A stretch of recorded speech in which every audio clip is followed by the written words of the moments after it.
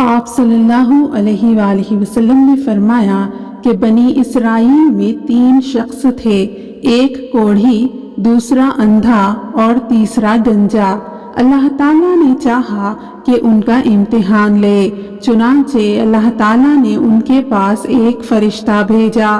فرشتہ پہلے کوڑھی کے پاس آیا اور اس سے پوچھا کہ تمہیں سب سے زیادہ کیا چیز پسند ہے؟ اس نے جواب دیا کہ اچھا رنگ اور اچھی چمڑی، کیونکہ مجھ سے لوگ پرہیز کرتے ہیں۔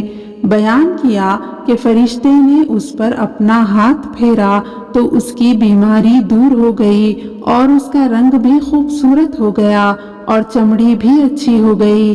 فرشتے نے پوچھا، کس طرح کا مال تم زیادہ پسند کرو گے؟ اس نے کہا کہ اونٹ، یا اس نے گائے کہی۔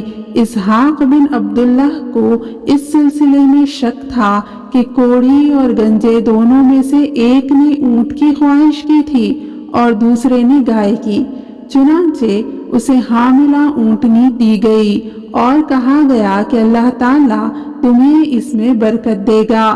پھر فرشتہ گنجے کے پاس آیا اور اس سے پوچھا کہ تمہیں کیا چیز پسند ہے؟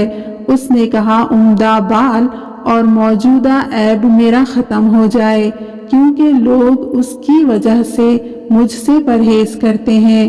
بیان کیا کہ فرشتے نے اس کے سر پر ہاتھ پھیرا اور اس کا عیب جاتا رہا اور اس کے بجائے عمدہ بال آ گئے۔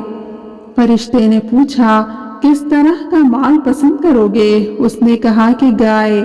بیان کیا کہ فرشتے نے اسے حاملہ گائے دے دی اور کہا کہ اللہ تعالیٰ تمہیں اس میں برکت دے گا۔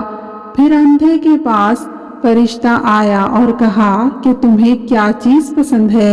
اس نے کہا کہ اللہ تعالیٰ مجھے آنکھوں کی روشنی دے دے تاکہ میں لوگوں کو دیکھ سکوں۔ بیان کیا کہ فرشتے نے ہاتھ پھیرا اور اللہ تعالیٰ نے اس کی بینائی اسے واپس دے دی۔ پھر پوچھا کہ کس طرح کا مال تم پسند کرو گے؟ اس نے کہا کہ بکریاں۔ فرشتے نے اسے حاملہ بکری دے دی۔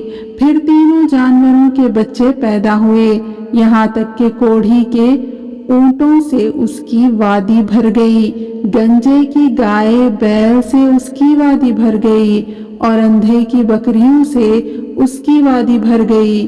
پھر دوبارہ فرشتہ اپنی اسی پہلی شکل میں کوڑھی کے پاس آیا اور کہا کہ میں ایک نہایت مسکین و فقیر آدمی ہوں، سفر کا تمام سامان و اسباب ختم ہو چکا ہے اور اللہ تعالیٰ کے سوا اور کسی سے حاجت پوری ہونے کی امید نہیں، لیکن میں تم سے اسی ذات کا واسطہ دے کر جس نے تمہیں اچھا رنگ اور اچھا چمڑا اور مال عطا کیا، ایک اونٹ کا سوال کرتا ہوں جس سے سفر کو پورا کر سکوں۔ اس نے فرشتے سے کہا کہ میرے ذمہ حقوق اور بہت سے ہیں۔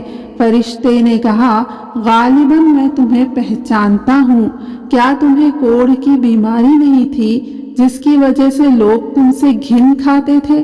تم ایک فقیر اور قلاش تھے، پھر تمہیں اللہ تعالیٰ نے یہ چیزیں عطا کی۔